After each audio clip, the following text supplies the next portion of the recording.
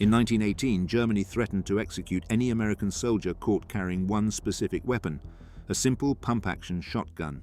It wasn't the biggest, the most advanced, or even the most destructive tool of the war.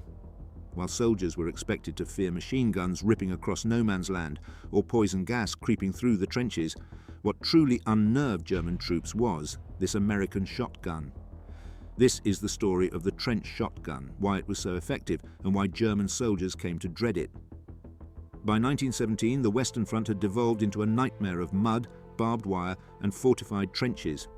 Rifles and machine guns dominated open ground, but once soldiers closed in, the fight turned into brutal hand-to-hand combat. Trench raids, nighttime assaults aimed at killing, capturing, or harassing the enemy were especially vicious. Grenades, clubs, pistols, and bayonets were the typical weapons of choice, but the US Army, arriving late to the war, saw an opportunity to bring something different to the table.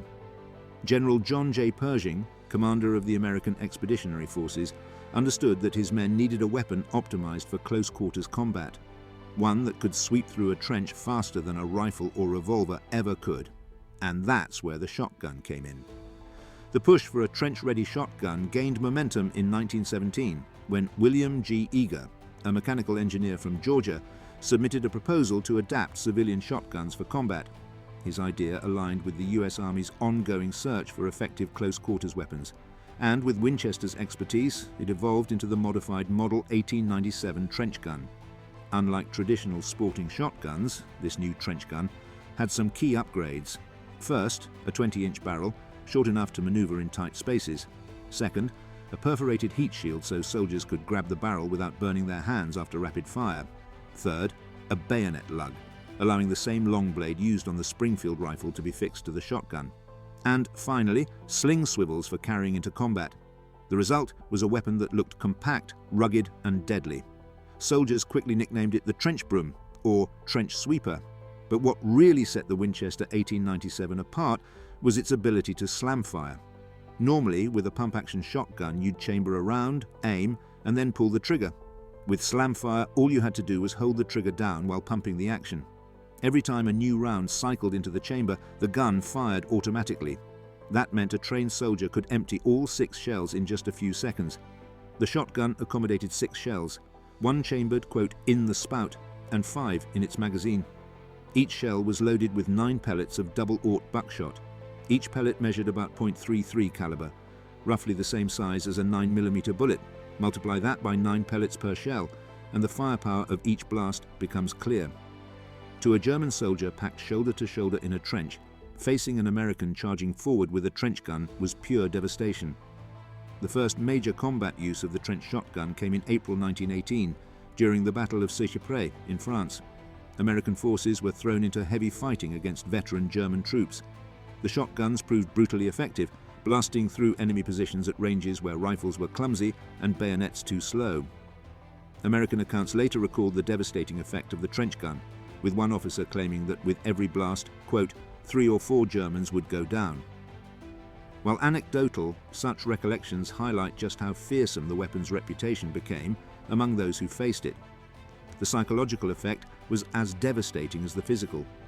Germans had faced machine guns, grenades, and flamethrowers before, but the shotgun was something new, sudden, close, and impossible to evade.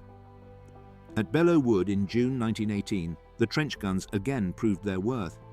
As waves of German infantry advanced, American Marines used shotgun volleys to cut them down. Survivors recalled how the fire was so concentrated that entire groups fell at once. The more tightly German troops huddled for protection, the deadlier the spread of buckshot became. But the full story was that the Germans didn't just dislike the shotgun. They feared it. Unlike artillery or machine guns, which killed from afar, the shotgun was an intimate weapon. Its spread of lead pellets shredded soldiers at close range, tearing through multiple men at once. Captured Germans often described the horror of watching comrades collapse under a single blast. Some of their reports indicated that seeing Americans armed with shotguns could cause panic during close combat. By mid-1918, it was clear the trench shotgun wasn't just another weapon.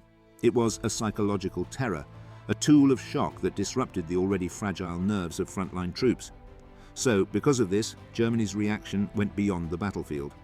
On July 21, 1918, German soldiers captured an American from the 307th Infantry Regiment carrying a Winchester 1897. A few weeks later, another was captured from the 6th Infantry Regiment. The Germans took note of the weapon, studied its effects, and were horrified. So, on September 15, 1918, the German Foreign Office sent a formal note to the US government via the Swiss embassy, which handled German interests in Washington. The note argued that the shotgun's buckshot rounds caused, quote, unnecessary suffering in violation of the laws of war. Specifically, they pointed to Article 23E of the Hague Conventions of 1899 and 1907, which prohibited the use of weapons designed to cause excessive injury.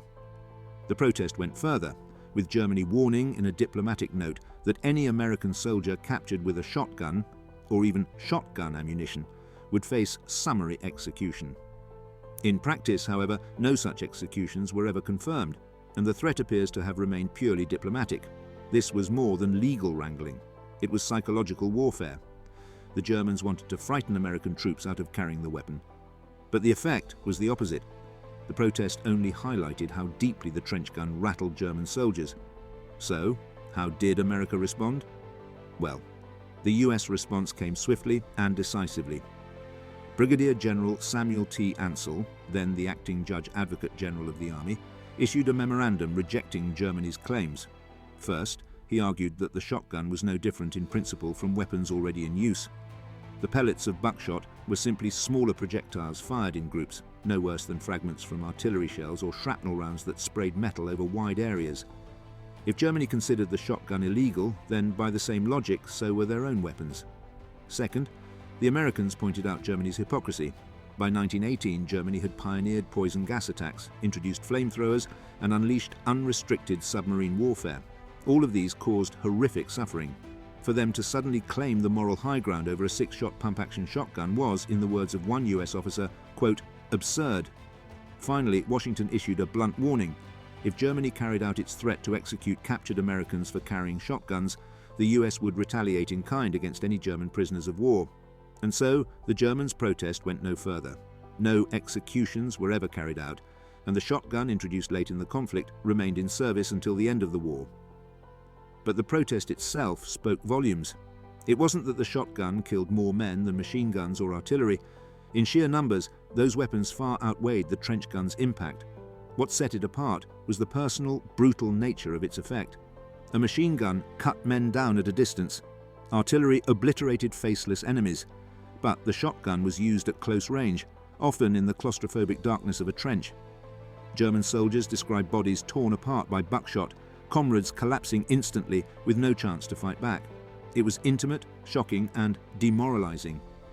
Just the knowledge that Americans carried these weapons into raids changed the way German troops prepared for close combat.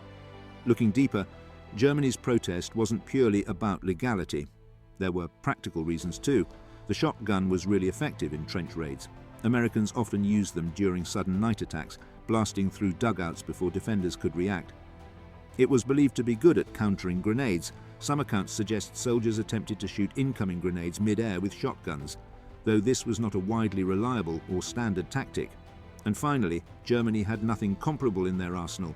Their rifles were too long, their pistols too limited, and submachine guns like the MP-18 were still rare. The trench shotgun gave Americans a unique advantage that German troops couldn't match. In short, Germany wanted the weapon banned, not because it broke the rules of war, but because it worked. At the end of the war, the armistice in November 1918 ended the protests. For the Germans, it symbolized American brutality. For the US Army, it became a point of pride, a weapon so effective that the enemy tried to outlaw it. The trench shotgun had only seen a few months of frontline use, but its reputation was firmly established as it became a mainstay in the US military in future conflicts.